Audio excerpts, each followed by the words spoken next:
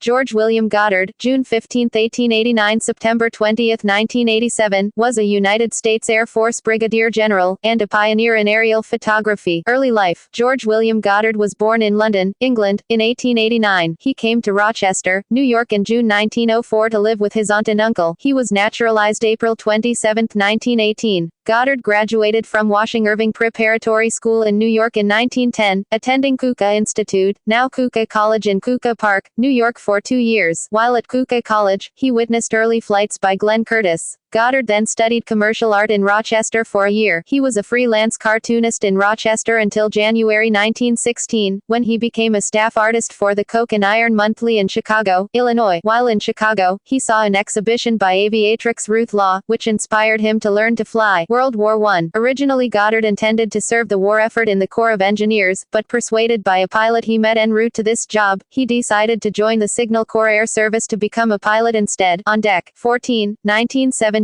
Goddard enlisted in the aviation section of the U.S. Army Signal Corps and entered the aerial photography course at the School of Military Aeronautics at Cornell University. Upon completion of the 3-month course, he became an instructor in aerial photographic interpretation. Goddard was commissioned as second lieutenant in the Aviation Section Reserve on August 8, 1918, and assigned to Tolliver Field, Fort Worth, Texas, to organize and take to France the 43rd, 44th and 45th Aerial Photographic Sections. Despite plenty of informal flying, Goddard did not become a rated pilot until 2 years after joining up. He had been assigned to photography because he had admitted to being an amateur photographer in civilian life. Between the wars, when World War I armistice was declared, Goddard was transferred to Carlstrom Field, Arcadia, FLA, where he finally graduated from flying school and was rated a pilot in May 1919. At the personal urging of General Billy Mitchell, who was impressed with Goddard's camera experimentation, he was assigned to McCook Field, Ohio, as officer in charge of aerial photographic research. In that capacity, he started developments in the infrared and long-range photography, special aerial cameras, photographic aircraft and portable field laboratory equipment, and formed the nucleus of the photographic laboratory at Wright-Patterson Air Force Base, Ohio. On July 1, 1920, Goddard received his regular commission as a second lieutenant in the Air Service, and was promoted immediately to first lieutenant the same date. He then was appointed officer in charge of aerial photography in the office of the Chief of the Air Corps, Washington, D.C. While on that assignment, he received a presidential appointment as Air Corps representative on the Federal Board of Surveys and Maps. He organized the first Army aerial photographic mapping units that pioneered in mapping Muscle Shoals, Tennessee River Basin, Teapot Dome, Mississippi River and many other areas. As Chief Photographic Officer, Goddard created the first aerial mapping units, directed photo coverage of General Billy Mitchell's 1921 warship bombings, and made mosaic maps of many cities and land area. Returning to McCook Field,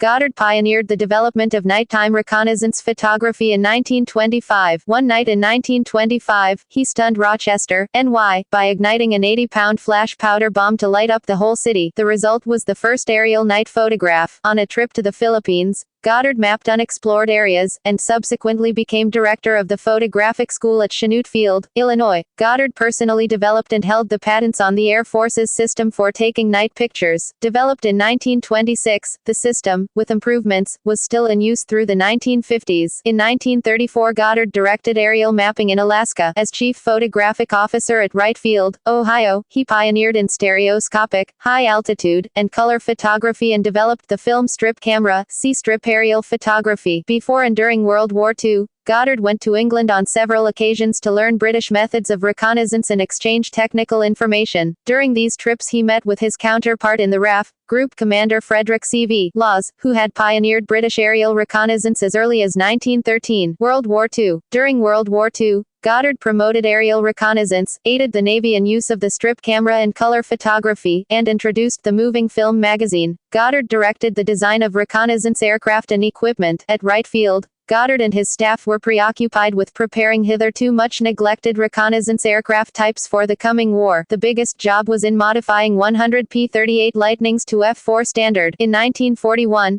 Goddard got into a fierce bureaucratic and personal dispute with the then USAAC Director of Photography, Lt. Colonel Minton K. It was exacerbated by Goddard's single-minded promotion of the continuously open shutter strip camera, which he revealed to the public in an extensive photo coverage in Life magazine. In punishment, for a time, the USAAC relegated Goddard to combat venereal disease at a base in Charlotte, SC. Using his connections, he was then detached to work on naval tasks, since the Navy thought the strip camera would be useful for amphibious operations in the Pacific. In February 1944, Assistant Secretary of War for Air Robert Lovell sent Colonel Goddard to England to assist friend Colonel Elliott Roosevelt, the son of the President, in setting up the reconnaissance program for the 325th Reconnaissance Wing. Goddard helped modify F-8 Mosquitoes for radar photography, and assisted in the development of night photography using the Edgerton D2 Skyflash. He also successfully interested the RAF in the strip camera, which Roosevelt had initially refused because it required very low-altitude flight for best results. Goddard said later that the two collaborated in sending a letter to the president demanding that Colonel K be removed from his posts in Washington. K then fell in disfavor and was sent to India just short of his promotion to flag rank, and Goddard returned to the good graces of General Henry Arnold, the Chief of the Air Force. After the liberation of Paris, Goddard set up headquarters there and led in reconnaissance development for the U.S. Air Forces in theater. That winter, he finally succeeded in getting a stereo strip camera installed in an F-6 Mustang, trying it out over Paris. With the occupation of Germany, Goddard received special clearance to take over and recover useful scientific and technical information from the Schneider optical plant at Bad Kreuznach and the renowned Carl Zeiss and Schott AG plants at Jena. Goddard was able to seize much data and material, and persuaded many optical scientists to move west just before the Red Army replaced American troops, but he complained that the State Department countermanded much of this effort and returned equipment to the Soviets. During the war period, Goddard, along with Roosevelt, continued to stridently advocate for a dedicated reconnaissance aircraft, as opposed to the use of modified types. By mid-August 1945, Colonel Goddard returned to Wright Field, restored as Director of Aerial Research and Development. Cold War. In August 1945, Goddard was appointed Chief of the Photographic Laboratory at Wright Field. Goddard was sent to Bikini Atoll in 1946 in connection with the atomic bomb test. He retired June 30, 1949, but was recalled to active duty the following day by General Hoyt Vandenberg, Air Force Chief of Staff, retaining his position as Chief of the Photographic Laboratory. In July 1950, Goddard was awarded the Thurman H. Bain Award for his development in low-altitude high-speed night photography. During the early part of the Korean War in 1950, Goddard went to Korea to introduce this new system of night photography and the latest type strip camera, which has been highly successful in the low-altitude jet aircraft operations under adverse weather conditions. In August 1951, he was awarded the honorary degree of Master of Photography by the Photographers Association of America, and also received the Progress Medal for 1951 at the annual convention of the Photographic Society of America, held in Detroit, Michigan. In May 1952, Goddard was transferred to headquarters of NATO's Allied Air Forces in Central Europe at Fontainebleau, France, for duty as Director of Reconnaissance, Operations Division. While there, he worked with Central European countries to develop unified standards in aerial photographic methods. In July 1953, Goddard was assigned to Headquarters Air Materiel Command, Wright-Patterson Air Force Base, Ohio. Goddard was presented the George W. Harris Award by the Photographers Association of America at its 61st Annual National Convention in Chicago. Goddard received the award, the highest single honor the profession of photographers can bestow, for his contributions to the art of Area 1 photography and supervising development of aerial cameras, equipment and techniques. Aerial photography has come a long way even since World War II, General Goddard said. Present advances in cameras, equipment and particularly in night photography, have great 1Y restricted maneuvers of the enemy in Korea. Fast jets, traveling at 600 miles an hour and at either 3,000 or 40,000 feet, are able to take continuous film strips of miles of territory that are as clear as daytime pictures. They are so clear that on pictures taken from 40,000 feet, you can count the ties in a railroad track, or the rivets on the wings of an airplane. Efforts to camouflage installations also are detected by new electronic aerial photo